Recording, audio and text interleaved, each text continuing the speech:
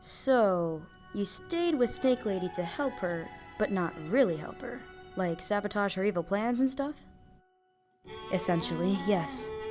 Looking like this, there was no way I could go back to the human world. And I felt like this was exactly the thing I'd been looking for. An opportunity to do something truly important. Foil whatever plans Turinga had to hurt humans, and the little mutant. I did not do as well as I'd hoped. What did happen to her? Nothing at first. Turinga did not want to be bothered with training a child, so she did only the bare minimum amount of care required to keep it alive. The girl lived in a single room with meager furnishings. One of my jobs was to feed her through the slot in her wall.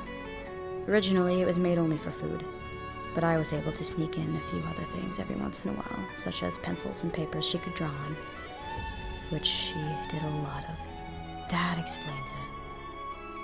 When the specimen turned 10 years old, Turinga believed it was finally time to begin its training. It was a brutal experience.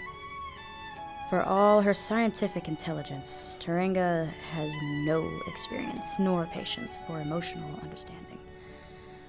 She was always barking and yelling at the girl in words she's never been taught to understand. She was smart, though, and learned very quickly not to retaliate against these onslaughts. Turinga trained her vigorously in obstacle courses, extreme exercises, and the bow and arrow. Yes, the bow and arrow. It's a favorite weapon choice of Turinga's, a weapon of quiet stealth and capable of hitting targets from a great distance, as a spy would. It was not easy for the girl.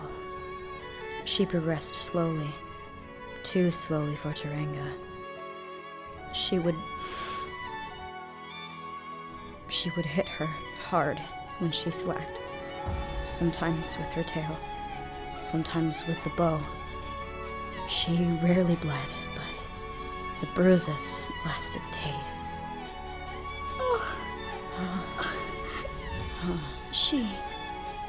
She did all of that to a 10-year-old? As I said, Turinga possesses no moral or emotional intelligence. How long did this go on? 8 months. It took me 8 months of watching this, letting it happen, before I finally got enough nerve to do something to stop it. I planted a multitude of explosives throughout the training facility and Turinga's rooms. I was ever so careful so as not to let her notice me, and I got lucky. One day, during a particularly awful training, I secretly set them off. I acted like it was a mysterious ambush by some other saboteur, and I urged Turinga to evacuate immediately. She fortunately bought my story and fled the area with me, but not before I was able to stash the girl in a safe room where I had specifically left no explosives. I was able to return alone soon after and deliver the girl back to her old room.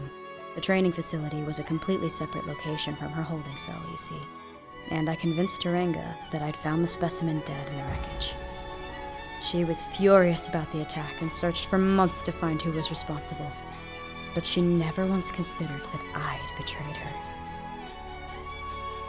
I kept the girl in her old room to keep her safe from Turinga so that she'd never be found to resume training again.